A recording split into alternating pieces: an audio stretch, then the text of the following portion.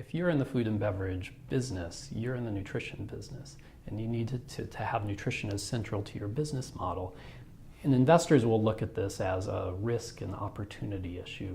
In other words, there are a lot of investors who are looking for ways to deploy their money in ways that will have a positive social impact. And when they look at food and beverage companies as an investment opportunity, they're evaluating the opportunities that companies face as well as the risks that they face. And those companies that are not addressing nutrition but are selling food and beverage, they face massive risks if they're not being proactive about nutrition, either through taxation or regulation or litigation or corporate reputation threats. At the same time, there are a lot of opportunities around, at least in the West, around growing health and wellness awareness and more consumer demand for healthier foods. So companies that are being proactive around nutrition are better positioned to take advantage of those opportunities that are emerging, as well as to address the risks that they face by inaction. How do you get companies to invest in making their products more nutritious if there's not a clear financial incentive?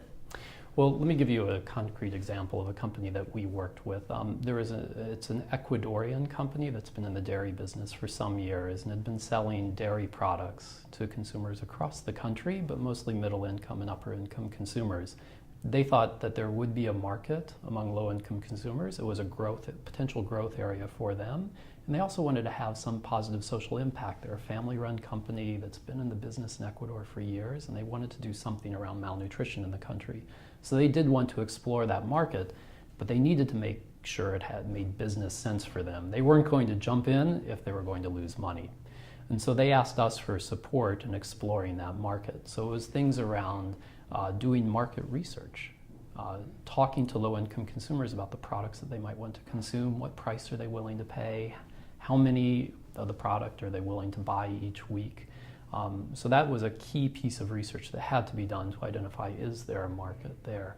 The results came back looking very positive. In other words, the management of the company was surprised that there was much more of a potential for profit than they anticipated in that area. That made them a lot more serious about exploring this opportunity.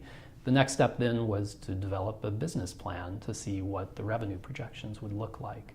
So we supported the writing of a business plan that incorporated appropriate formulation. What they wanted to do was introduce a fortified yogurt in a smaller package at a lower price point that low-income consumers could afford. We wanted to ensure that that product was appropriately formulated and that it had the right micronutrients in it so that it would actually benefit those consumers. So we provided a lot of advice on product formulation. All of that was input into the business planning process. The results of that came back looking very positive again.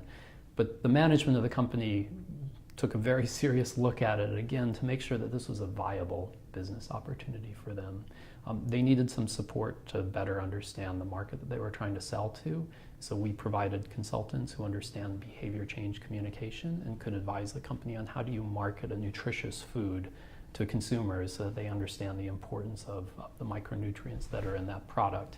We also provided advice on packaging to make sure that the quality of the product was preserved and on appropriate labeling so that the claims that were made on the package were acceptable and appropriate.